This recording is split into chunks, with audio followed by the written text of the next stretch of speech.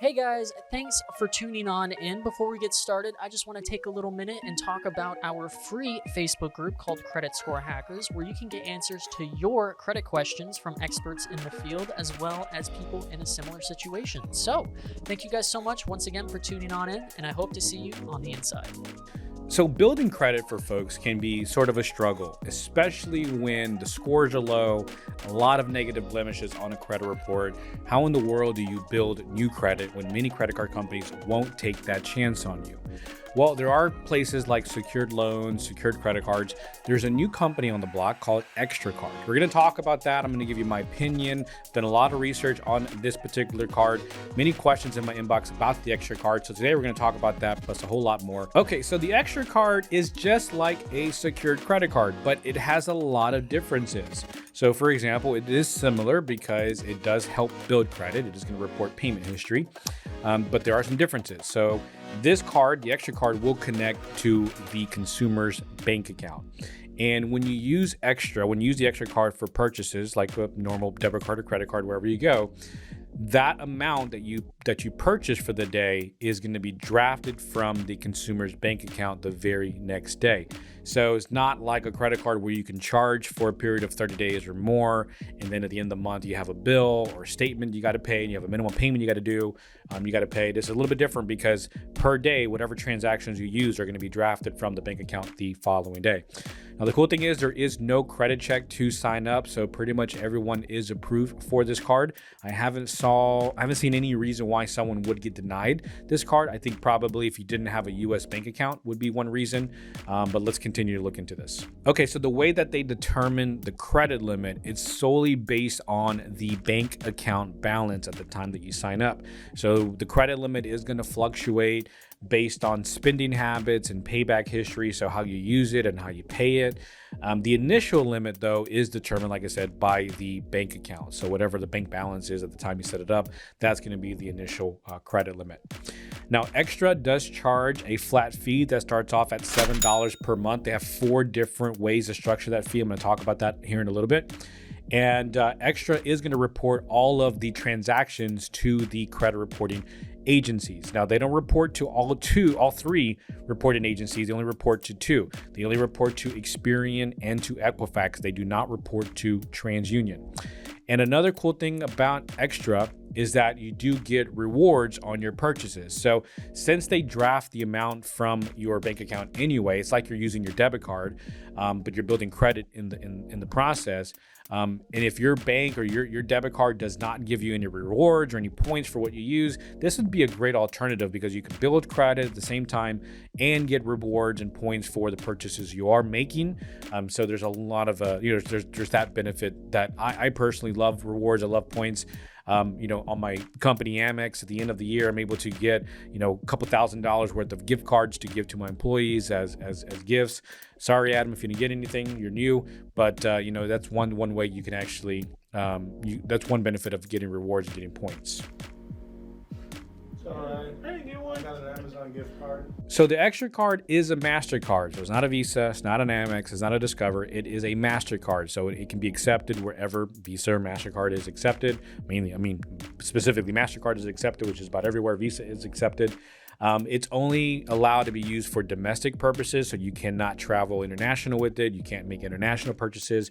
You must be 18 years or older to set it up, and you can have a social security number or an I-10 number or tax ID number. So if you are a permanent resident and or a temporary resident, you don't have your social yet, this is something that will be acceptable. Okay, so let's talk about the fees that Extra is going to charge. So they don't charge any interest on your purchases. So there's no interest rate associated with this account, but they do have a subscription fee. So you have 4 ways, like I mentioned earlier, there's 4 different options when it comes to paying that subscription fee.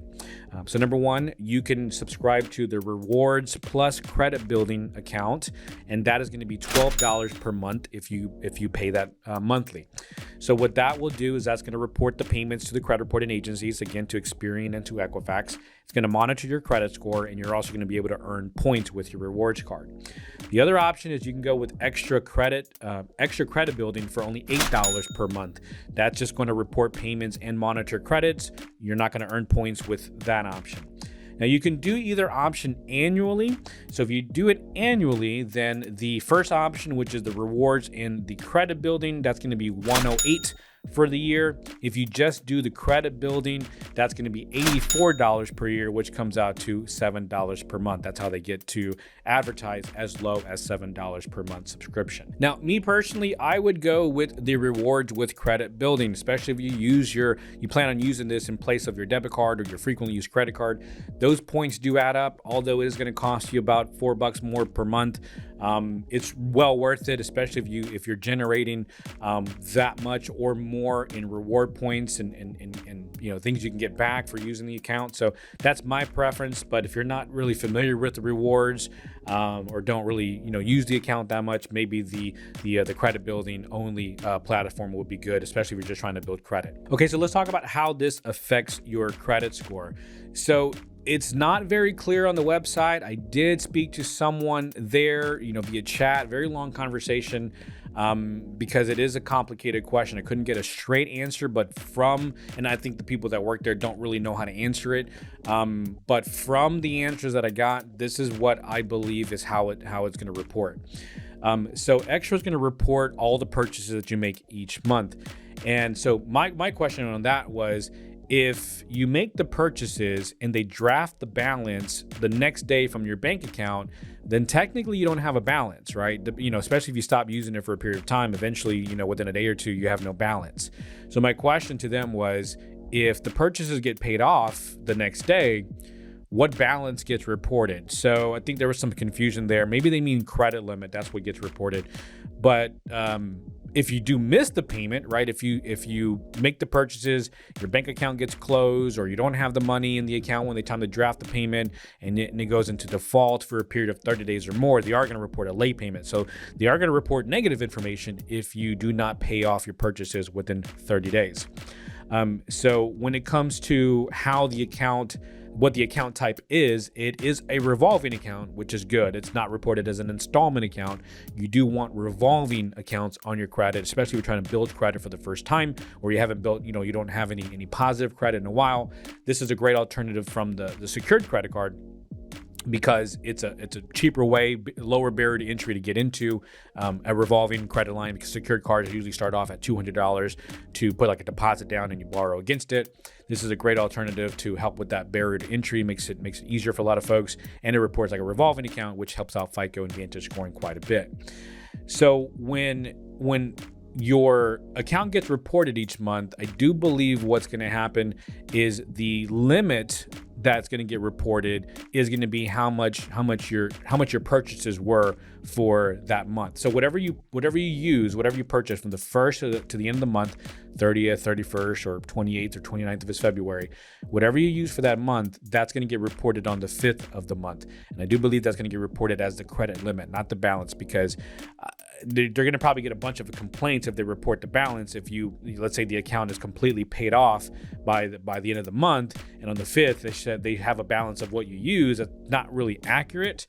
And I would, if I was a consumer, I'd be like, wait a minute, I don't have a balance with you guys. That's paid off. I paid you guys off. So I think that what they mean to say that, like I said, it's going to report as a limit. And if you do have a little balance, like a little carryover, if it's after the cutoff, you may have like a small balance, high limit. And I think that's a big reason why it does help out your credit score quite a bit. If they have like maybe a $100 balance, but then the limit that gets reported for that month is like $1,000, that can be very, very helpful for someone's credit score. Again, it's going to report to Experian and to Equifax, not to TransUnion. Not at this time. Doesn't mean that they won't report to TransUnion at some point, some time. The relationships that credit card companies, data furnishers have with the bureau, it costs money to report information to each bureau. And sometimes some bureaus don't want to play ball with certain furnishers or certain creditors. So for right now, Experian and Equifax is playing ball with the Extra card. And again, that information gets reported on the 5th of each month. So it doesn't mean it's going to hit your credit report on the 5th. That's just when they send the information to Experian and Equifax. So it's probably like on the 10th, 15th, somewhere around there. That's when that information will show up on someone's credit report. So if you've been checking out the Extra card, you've been wondering if it's good or not, this is my opinion. You can decide to do it or not. In my opinion, I do believe that if you have zero open credit, you're trying to build credit for the first time, or even if you have bad credit but you want some positive history on your credit report, I think this is a great way to do that because, like I said, the barrier to entry is low to get a revolving account on your credit report. Revolving credit is much better for your credit report, especially when you're building credit for the first time or rebuilding your credit.